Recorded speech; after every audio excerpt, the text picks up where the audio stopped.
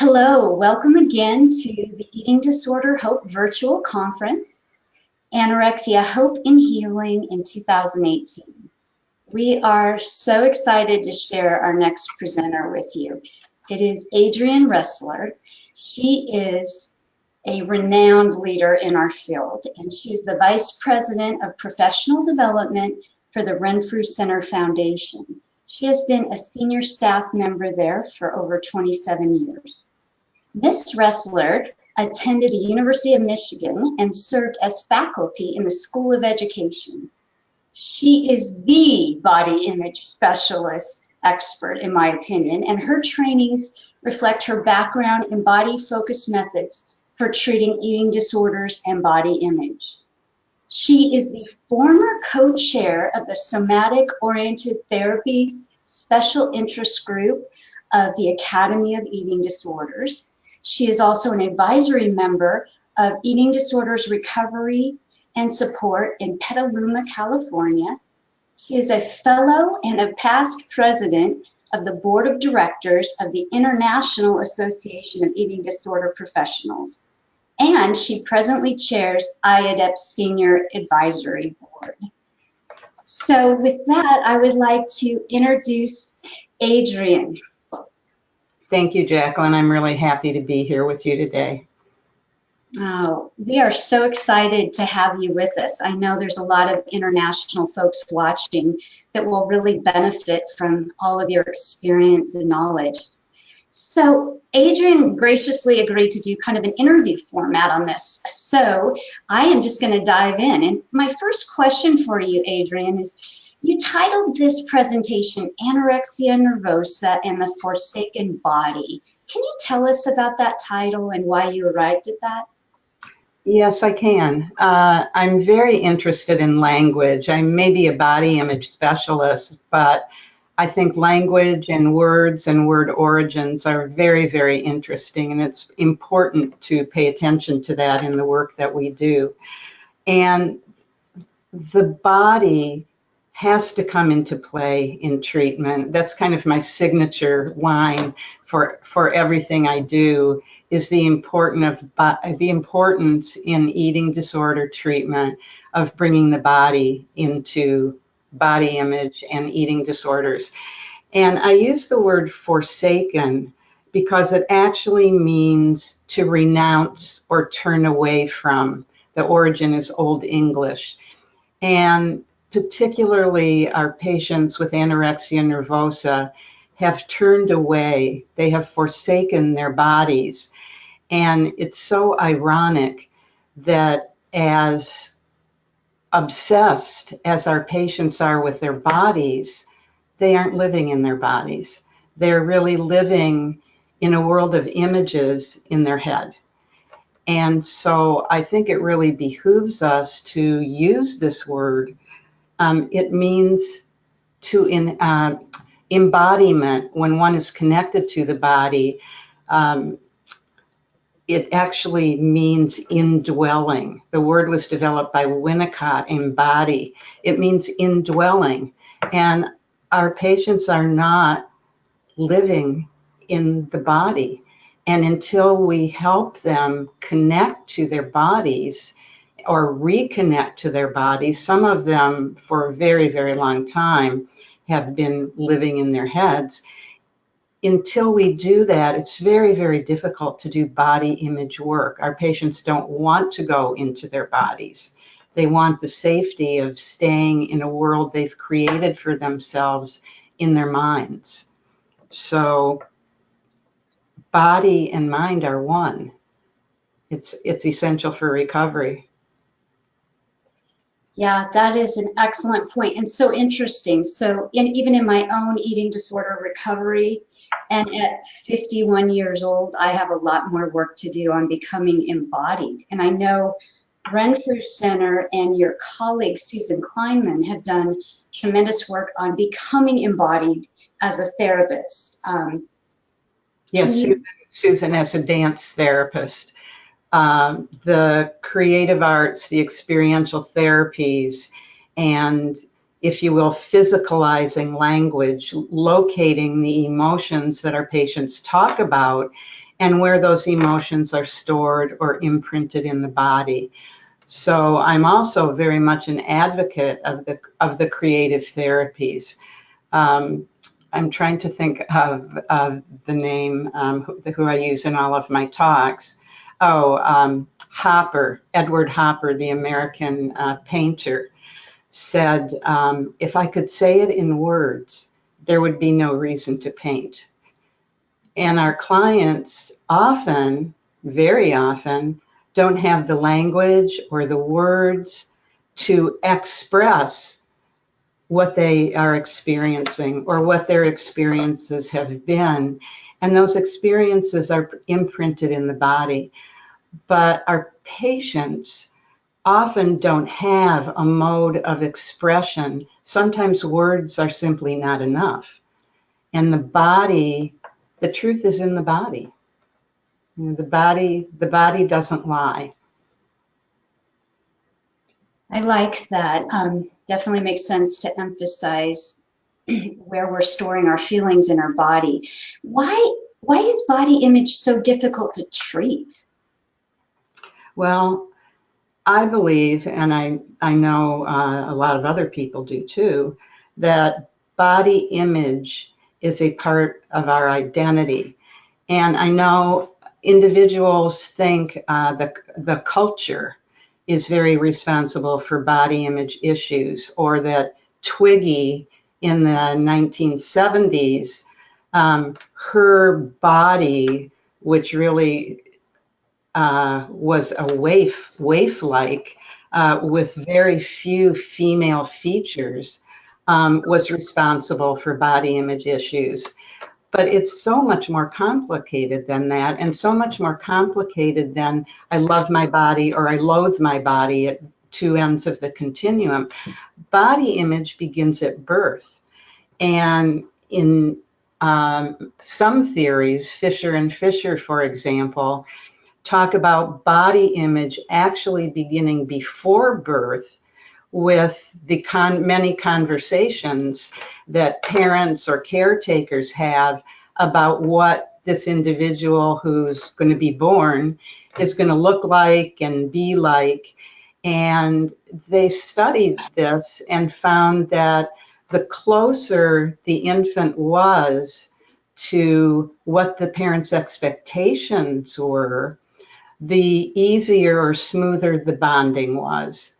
If the parents are, surprised, or the parents think that the infant looks like someone in the family who they don't like, there can be labels put on at birth, depending on what the thoughts were about what the infant was going to look like.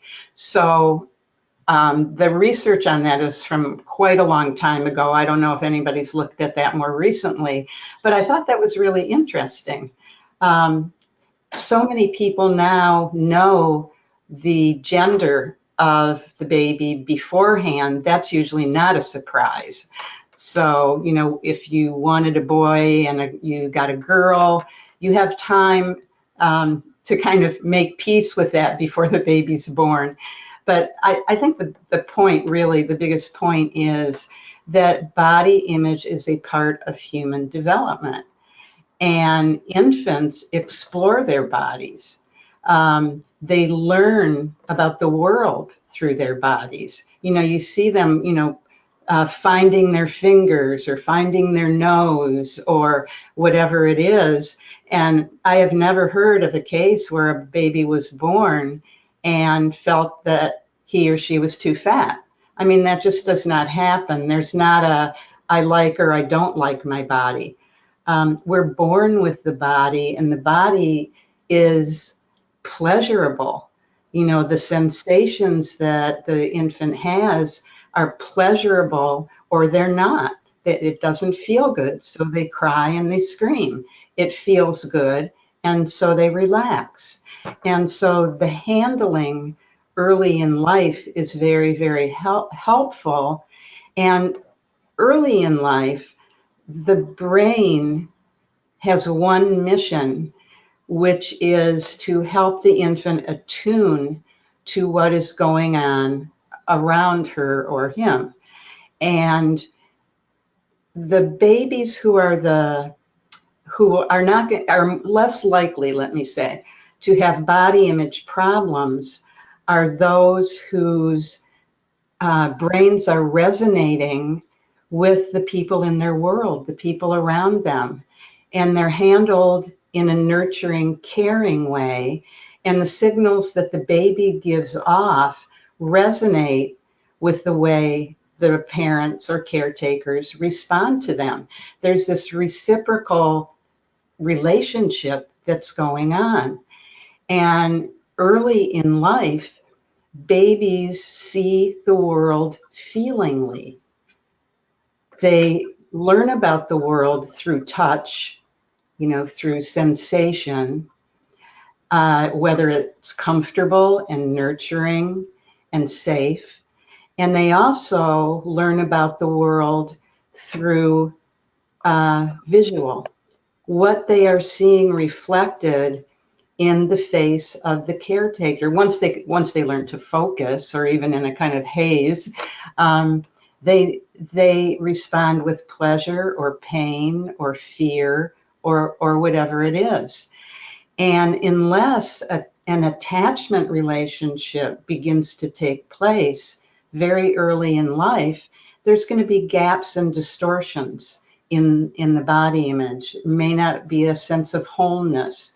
The infant may sense that no matter how much they cry, nobody comes.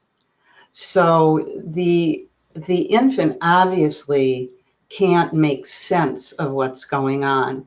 They don't think, oh, my dad really should be on Prozac because of the way he treats me. I mean, that's ridiculous. But they learn about the world through sensation and visual connection, mutual gaze transaction, where they and the caretaker, there's something going on there, and that builds up the structure of the brain.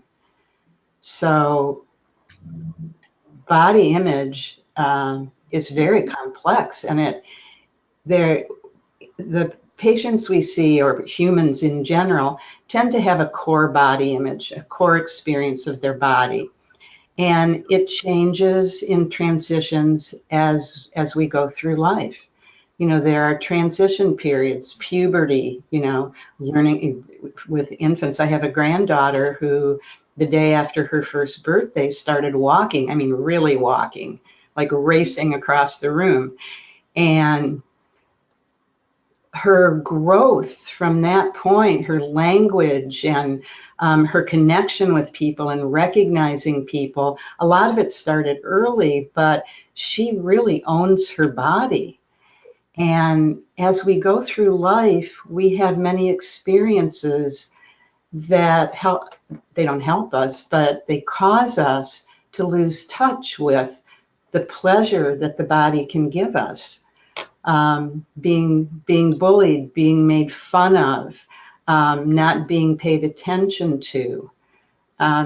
Infants and children who are ignored and their needs aren't met, just really feel they experience isolation, and they don't have validation for who they are, which is so important for all of us. Yeah, so a couple of things you just mentioned that I think we would all be really interested in. So I think I'm pronouncing this correct, Adrienne, dysthymia, or the lack of pleasure that we often see with anorexia and some of the other eating disorders. Is that part of evolving from part of this development? Well, I think it could be. If we think about anorexia nervosa, I'm not changing the subject. I'm saying what resonated with me when you said that. The boundaries and the way someone with anorexia nervosa operates is very, very self-contained. And their thinking and their way, well, I'll back up. We all know that with anorexia nervosa, there's a refusal to intake food, okay, or very limiting intake. And if we think about it, the way the patient may be dealing with food may be parallel to the way she's dealing with life. So she's not only saying no to the intake of food, but she is usually saying no to the intake of anything and owning that she has needs.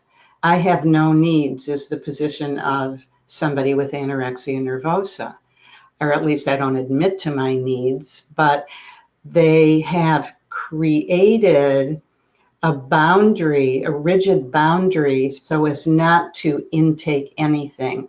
It's one of the reasons that it's difficult, more difficult perhaps with some of the other diagnoses like bulimia nervosa, binge eating disorder. It may be that it's more difficult to create an attachment relationship in treatment with someone who has anorexia nervosa than the other diagnoses, because they are very fearful of anything new. They are very committed to not having any needs, and they set up a barrier. They don't feel safe. It's taking a risk. All the things that we know are components and keep that diagnosis maintained. So if we go back to what you originally asked me, I think so much of this is the whole idea of somebody with anorexia saying, no, I need nothing. You know, if there was a mantra for anorexia nervosa, that would be what it is. Wow. Some of this is the work, which I've always liked, of a woman named Mira Dana, who talks about boundaries, and her take, if you will, on the other two diagnoses. If someone with anorexia is saying no, then, and not letting anything in, someone with bulimia nervosa is, and this is simplified, okay, is saying yes, taking everything in, you know, the wide open, and then yes, but, and throwing it back out, not containing it. And somebody with, with anorexia, it's no. With bulimia nervosa, it's yes, and then, oh my gosh, getting rid of it. You know, the shopping, whether it's the drinking, trying to undo the binging, yes, but. And then with binge eating disorder, it's yes, yes, and containing, and without selection. And I've always found that really fascinating, because if you look at the path of the relationship with food and the path of the way the person is dealing with life, they are on a parallel if you look at this with how open or closed their boundaries are. I think it's an interesting way to conceptualize the diagnoses. Absolutely fascinating. And I made a note of Mira Dana. Dana, Mira Dana, and she has I think 2 chapters in a book, and I can't remember the name of the book, but I can let you know later. It may come to me.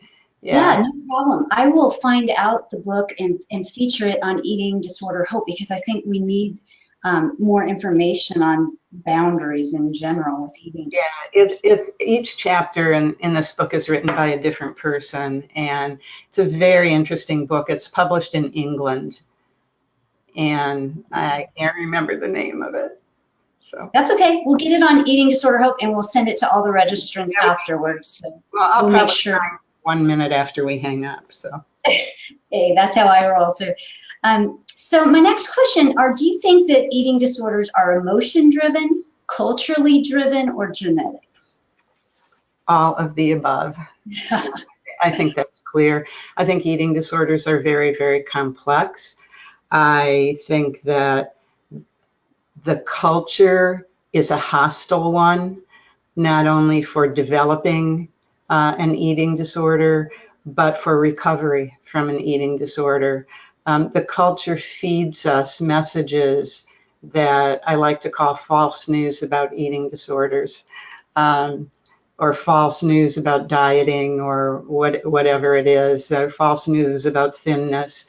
The culture is only one part.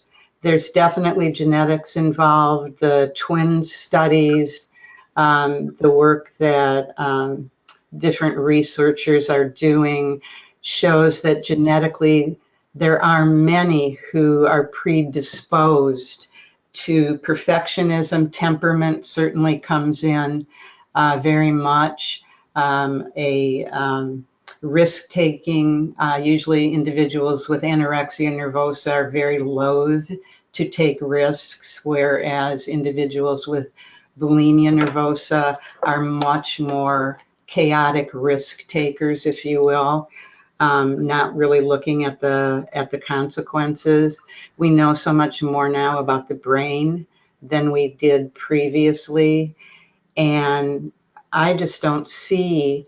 I think if there was one dimension or one characteristic that was responsible for eating disorders, we would have found a cure, if you will, or more effective treatment a long time ago. There are just so many factors. Agreed. Would you outline how you see anorexia nervosa more unique than other eating disorders? Well,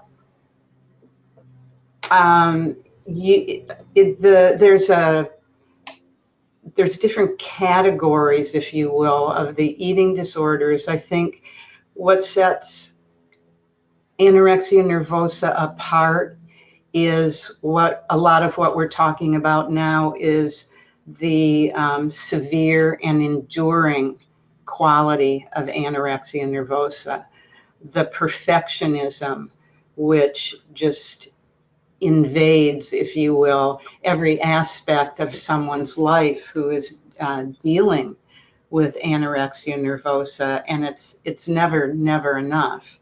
I wrote an article a few years ago, and I said that the high is never high enough, the scale is never low enough, and the image in the mirror is never good enough. And I just think it's so difficult to work with this population.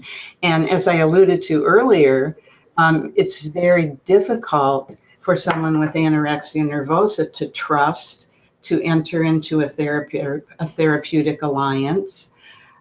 For all of our patients, the bridge to them is very fragile. And we know if we say something wrong or something is interpreted in a way that we did not intend it to be, that bridge collapses and we have to build it back up again. And I think particularly with someone with anorexia nervosa, they're much more sensitive. And that bridge it takes a long time to build it. Yeah, it's a long time for them to trust. I think it's one of the reasons that I like working with the experiential therapies and the creative therapies so much, because it's not I will, I won't, it doesn't get into a war of words. Work with the creative therapies evolves, and it leads somewhere that very often the patient doesn't know where it's going. I know at Renfrew, a lot of the body image groups I have led, my reputation with the patients was that I was just like weird. And a lot of the things I do, or dance movement therapy, art therapy, there's no telling where it's going to go. And so as a result, dance movement therapy is pretty scary for a lot of our patients, but they wind up really loving it, and they don't recognize how powerful it is necessarily in the moment. But when they go through that experience and the body is moving and taking in the experience, all of that together can lead to a lot of aha moments or change.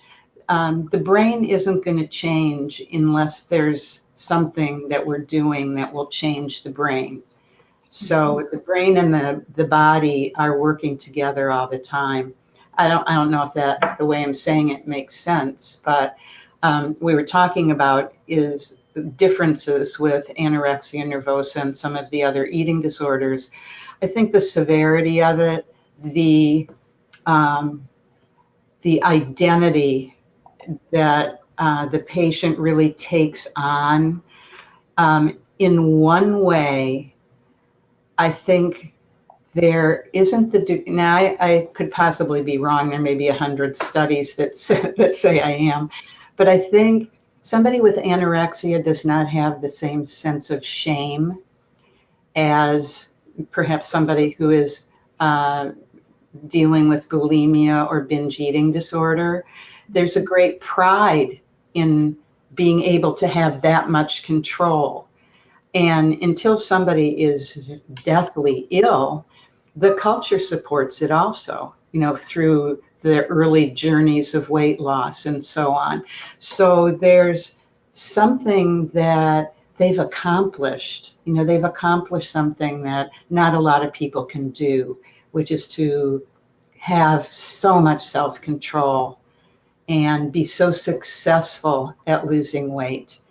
And I think that's a little bit different from what we see in our other patients. And I know people do move from diagnosis to diagnosis, but I think there's still a core. There's a core of what that person's body image is. And that core keeps up the reinforcement.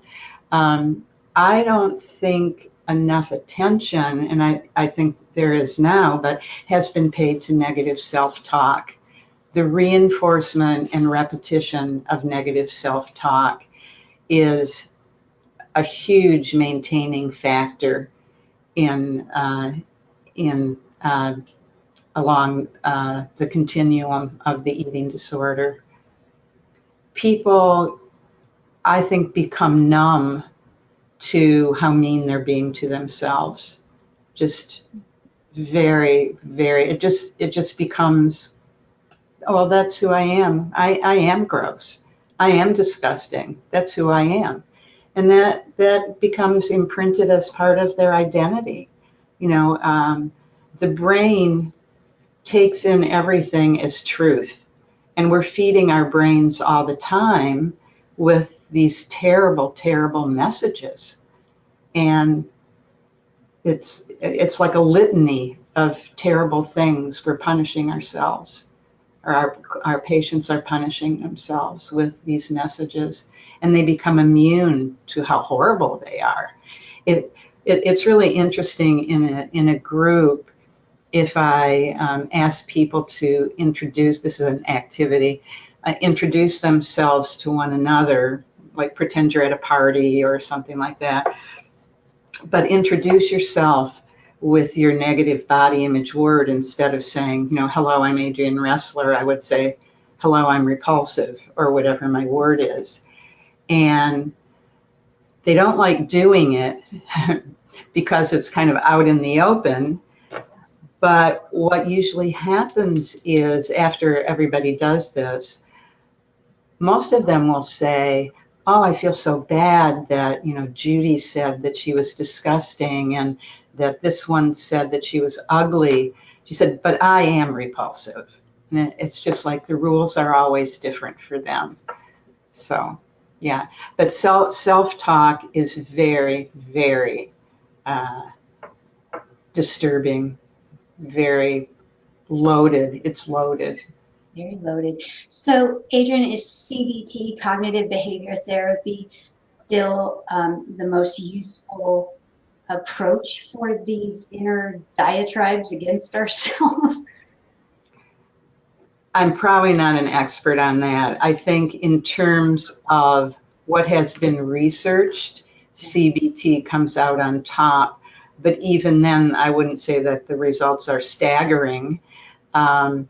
Renfrew now is using an emotion-focused unified protocol that we adapted from the work of, now I wasn't going to talk about this and I forgot his name. I forgot his name. uh, my gosh.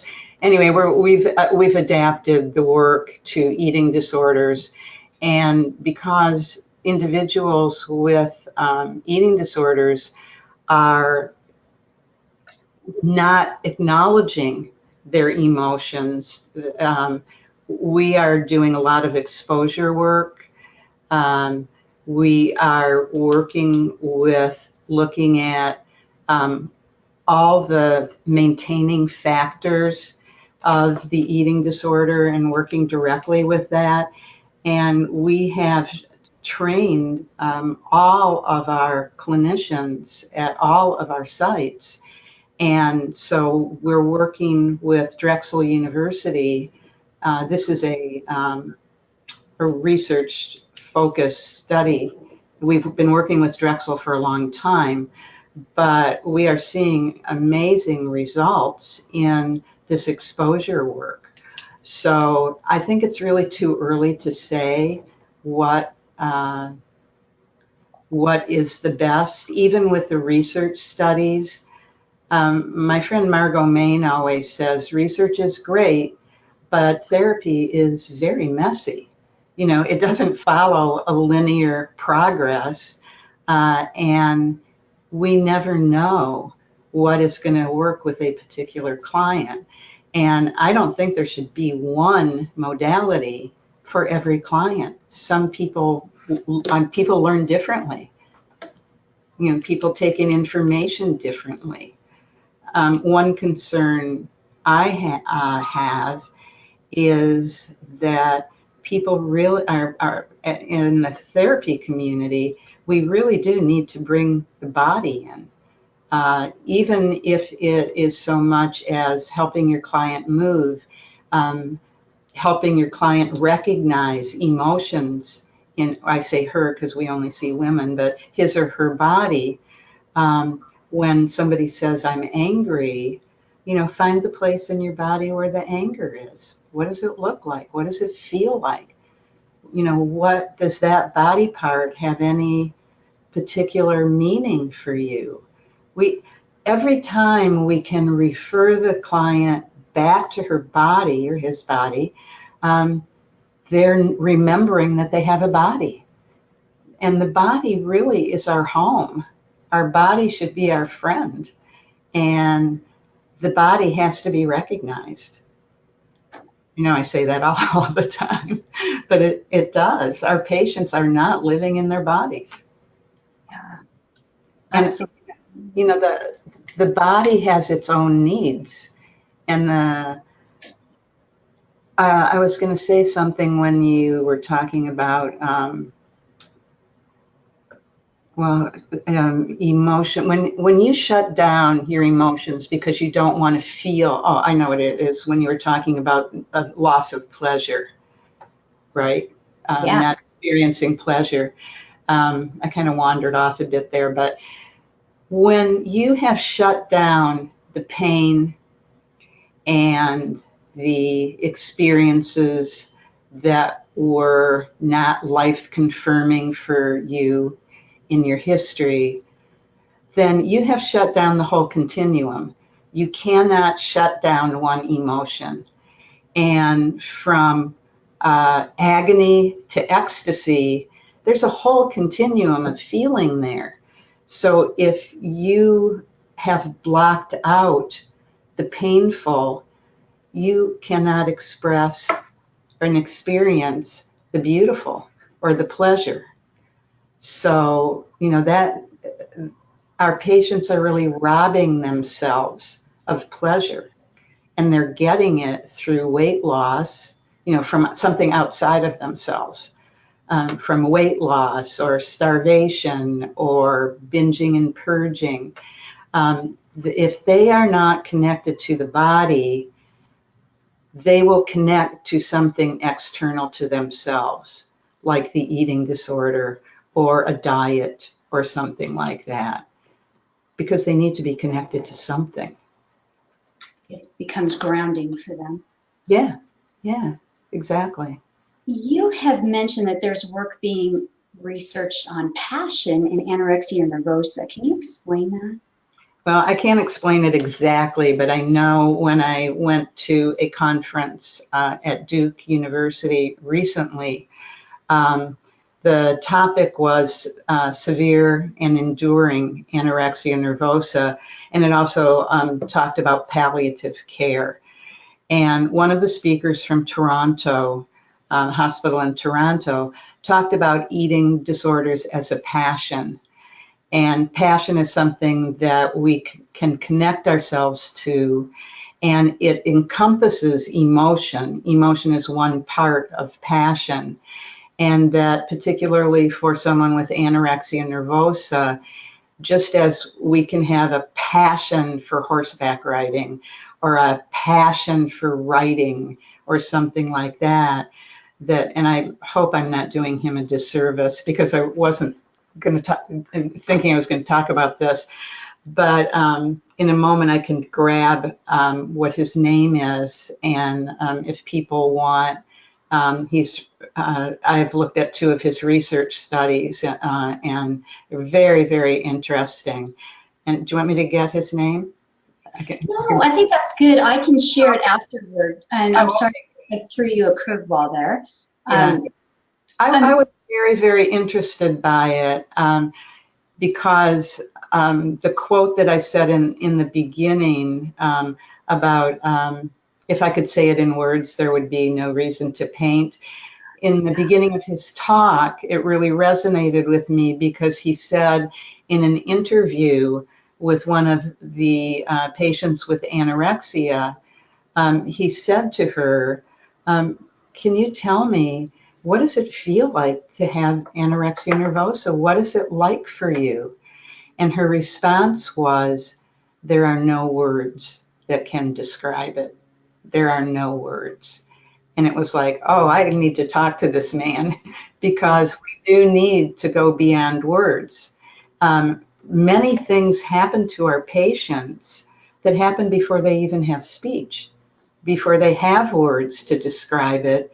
And also, when somebody experiences trauma or extreme threat, the Broca's area in the left hemisphere of the brain shuts down. And so there is no language, the area for semantic language, understanding, that shuts down. So it's why so many who have been through a serious, painful, traumatic experience, it's so hard to articulate what exactly happened or what they felt, but those fears are imprinted in the body, but not the language for it. Why they have so much difficulty describing it. And that's where the creative therapies come in again. It's also where the use of metaphor, storytelling is so important, because a patient may resonate with a metaphor or a story where if you talk to them about, what it means, they're just taking in words, and they have to resonate with something that's going on. They have to move their body in a way that maybe opens them up, so that the emotions can be expressed. They've shut down. They've shut down. I think Renfrew is really a leader in helping people become embodied, to get in touch with these feelings, these things that they can't vocalize, dealing with underlying trauma through various therapies and creative ways. And I want to thank you for being a leader in that and helping so many people. Yeah, well, it's been my passion. David Barlow is the person who talked about the unified protocol. So I didn't want to leave him out. He's an amazing man, and he's been on Renfrew's clinical advisory board. He just retired from that, and he's just been a delight to be one of the people who guides us, clinically. Fabulous man. That's wonderful. Thank you for sharing that. So I assume someone could do a search for David Barlow on Renfrew's site and find some of his material. Yeah, he actually, we became more aware of him years ago when he wrote an article for Perspectives, which is Renfrew's journal. And Gail Brooks, I think you know Gail, our chief clinical officer, really felt there was so much potential in this to adapt specifically to eating disorders. So we've been working with this for over 3.5 years. And as I said, getting the protocol adapted to eating disorders and training all of our staff. So it was a major, major effort. So I did create a link to the Unified Treatment Model section on Renfrew. Is that where? Yeah, yeah. Okay, great. I just put that in the chat box. People can reference, but you can just also go to Renfrew. The website's listed there too, and do a search for David Barlow. That's great. Thanks.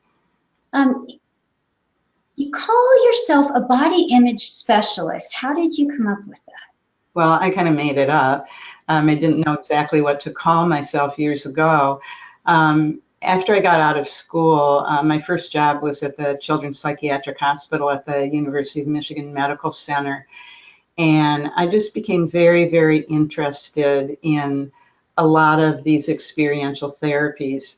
So I set about training in modalities like psychodrama and Gestalt, bioenergetic analysis, which was developed years ago from Wilhelm Reich's work, and trained with Alana Rubenfeld, who was combining Gestalt therapy with something she called Alexander technique, which was working with the repressed emotion in the body and the energy systems in the body. And I just became so interested in all of this and kind of took what I thought were the best of those modalities that fit the way I like to work. And I was interested in the body. And then when I started specifically treating eating disorders and body image, it was like, well, all this body work fits into the body image category. So I just said I was a body image specialist. There's not a program for doing that, but I think it really exemplified, what I specialize in. So that's how that happened. And I have been pursuing more and more, as we know more from neuroscience, how the body and the brain are connected and how the heart plays a role in all of this also, that the heart actually has its own neurological center and sends signals. The heart and the brain send signals to one another.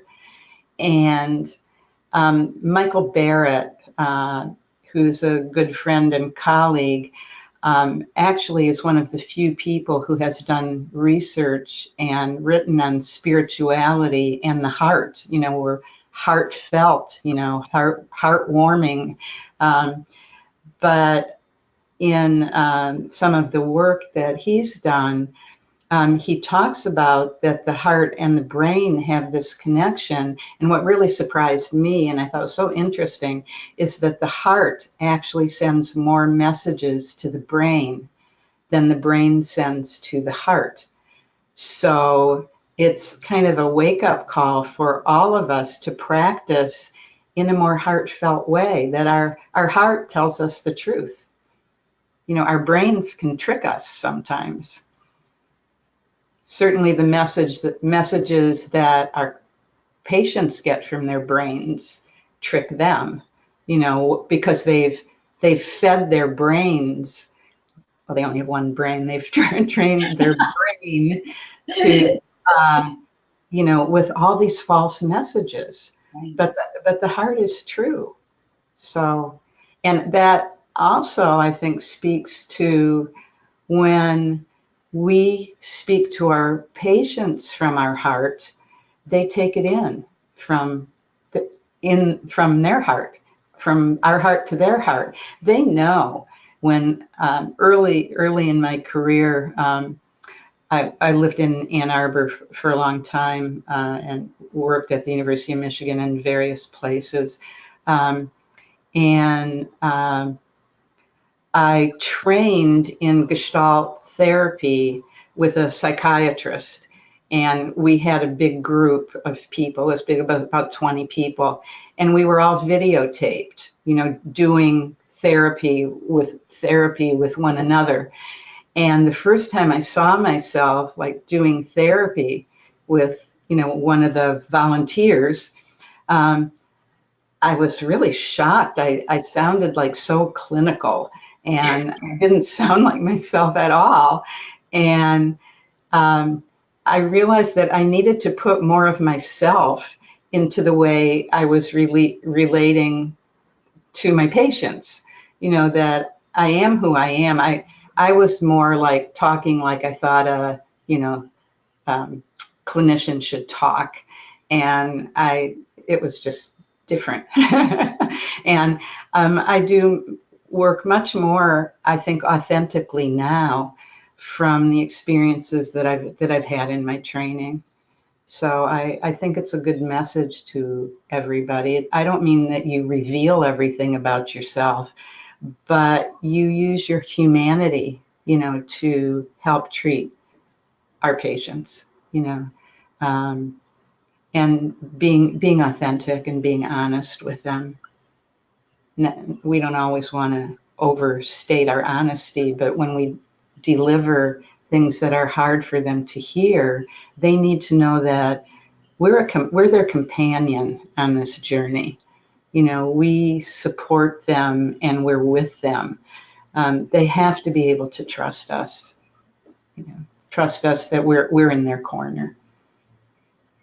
Oh, I so agree. I think many that are watching are probably familiar with the old school Rogerian concept of unconditional positive regard.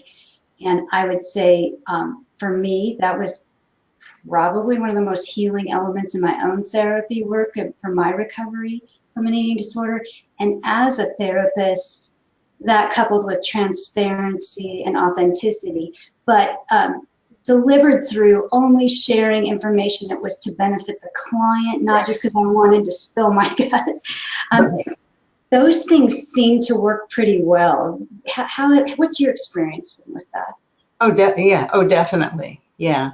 I mean, there's been a lot of discussion about do I let my patient know that I'm recovered and I've been there? And just like a lot of things, there's no one right answer. You have to look at the specific situation. Are you doing it because you want to? Because you want to get it out? Or how is this going to help the patient? You know, you have to really weigh a lot of these issues. That's why there's no formula. You know, there's no treatment formula exactly. There's no formula. You know, well, there's rules and regulations. I mean, you have to have boundaries, and you have to respect standards. But in terms of whether you find that it might be important to the patient to know certain things about you, you have to decide, you know. Yes. Can you speak to the spread of anorexia nervosa throughout just about every country in the world? Well, not specifically to anorexia nervosa, but to eating disorders and disordered eating in general. It's very frightening. It's really very frightening. The whole idea of perfection, the whole idea of a perfect body, that we should all look the same, and that's a size 0. No regard for individuality. Um, I'm very concerned about this, and I've met years ago a woman at Omega Institute who was came up to me because I was doing a presentation on body image, and she said that she was in the process. She was just starting a documentary. She was a filmmaker, is a filmmaker, and she was going global. She was going to travel all over the world and interview people who were clinicians, interview people who were getting plastic surgery, cosmetic surgery, whatever it was. Anyway, her documentary came out a couple years ago, and Renfrew showed it at several conferences, IADEP 2 years ago, and Eating Disorders Support, Recovery and Support in Petaluma, California. And it is called The Illusionists, the globalization of beauty. And the interviews with people all over the world, you know, I delve a lot into the culture and find out what's going on. I mean, there were things that were hard to believe. The incidence of cosmetic surgery in countries like Libya. Libya has the highest, in relation to its population, the highest incidence of cosmetic surgery processes in the world. And the body scraping to change complexion color, to lighten one's skin, and the things that females and males are going through to reach this ideal body and the messages they are getting. And people look to the United States, they look to the US as the body standard, the premier way of looking.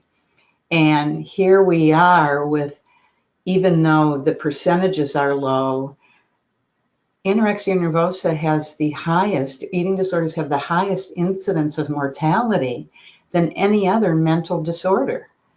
I mean, we all know that, and yet it's just blooming, blossoming, you know, perpetuating itself.